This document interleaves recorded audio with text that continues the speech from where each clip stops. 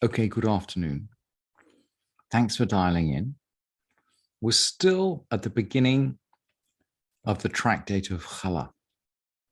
And yesterday, we put the groundwork down. We reviewed some psukim, actually from the Parsha of Shlach. After the failure to go into the land of Israel, the people were given the mitzvah of Hallah.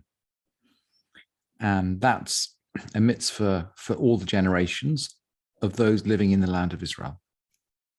We looked at a Mishnah from Ediot, and Shammai says that the quantity of dough we need to make it necessary to take Hallah is a kav, which is about a quart, by the way. That's a reasonable estimate, I think, of a kav. A kav is about a quart. Hillel says 2 kavs, and the Chachamim sort of come down somewhere in the middle at a quart and a half, a kav and a half. And then we learned the first Mishnah, and we found that the first Mishnah, and this is going to apply, by the way, to the first half of the chapter.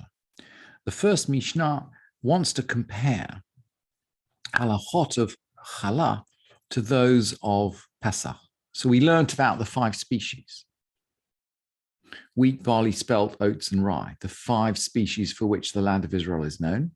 They're subject to Hallah, and there are various halachot that are relevant to Pesach. Their new crop is prohibited prior to Pesach. You can't reap them prior to the Omer, and so on.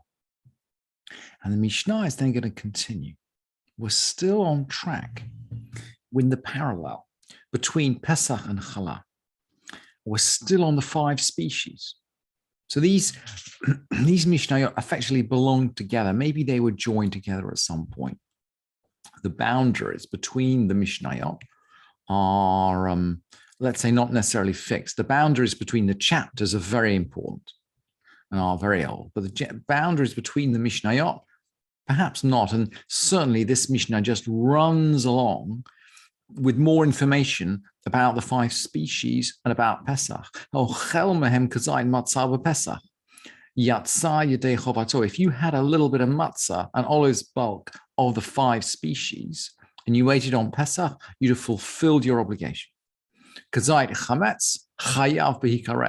If of those 5 species you had an olive-sized piece of chametz, you're subject to karet. If they got mixed up with any other species, it's a transgression on Pesach. You have to get rid of this stuff. And then going on to Nadarim, someone who if you make a neder that you're going to refrain from bread and from something called tevua. Tevua is produce or harvest. You're forbidden from consuming these 5 species. This is according to Rabbi Meir. The sages say, actually, no, you need to be noder min hadagan. You have to vow to abstain from something called dagan, and then you're prohibited only from these. We seem to be in a linguistic debate between the nature of the word, the meaning of the word tevua, and the meaning of the word dagan. And the Mishnah continues. We're going to carry on our parallels. So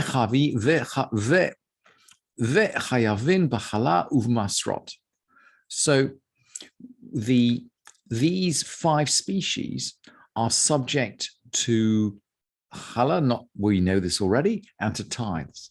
And why are we getting into the question of whether they're subject to Hallah and tithe? Well, we're going to draw more parallels as this chapter develops. So this chapter is developing, if you like, in parallel format.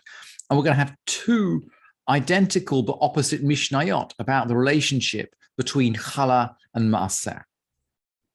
The first one gives us objects which are subject to Hallah but exempt from maaser. Okay, so we're going to see 2 mirror image Mishnayot, but this is the first half of the mirror. We'll see the second half in a minute. So these things are caught up in Hallah. Hallah's obligatory in these things, but not maaser. And these are the traditional things, by the way, which we've already looked at when we've learned the tractate of Masrot, typically they're things that either don't belong to anybody or belong to the poor. So we've got these are all, we've seen these lists before: the gleanings, the forgotten sheaf, the pear, ownless produce, something that belongs to poor people or belongs to nobody at all, and it's not subject to maaser. Or we could say maaser rishon shenit la truma. If the first tithe has already had its truma maaser taken from it, it's not liable anymore.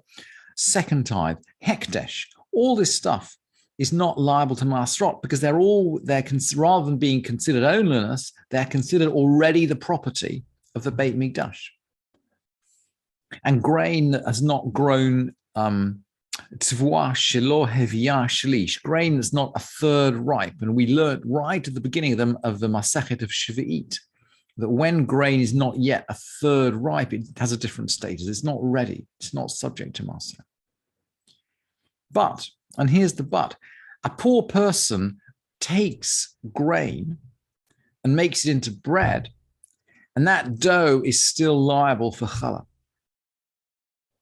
even though the produce itself wasn't liable to Maaser.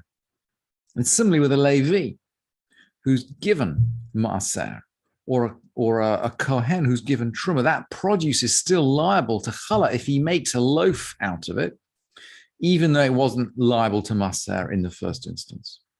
So there are some types of ownership which we already know are not liable to Maaser, but they are liable to Hallah. And then the Mishnah is going to teach us the opposite way around. So let's look at some things which are liable for Maaser, but exempt from Hallah. That's the fourth Mishnah. Eilu chayvin b'masrot ufuturin min Hallah.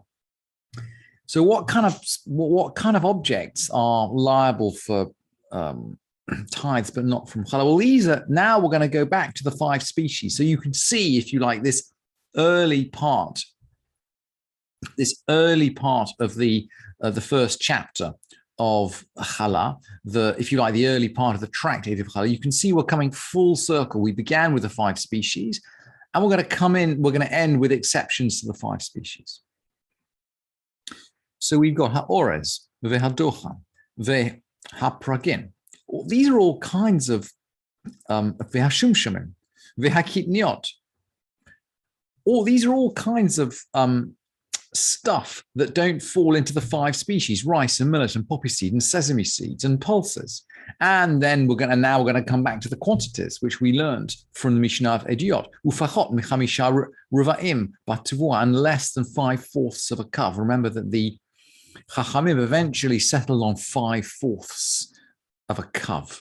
So that's about 5/4 of a quart, for the sake of argument, as the quantity of grain necessary if you're going to make dough that is subject to Hallah. And then there are different kinds of cakes which are not really proper bread, I would say. Sponge cakes, honey cakes, dumplings, cake cooked in a pan. Muduma is stuff which is dubious. When we learned about muduma, when we learned about truma, muduma is stuff which is dubiously truma.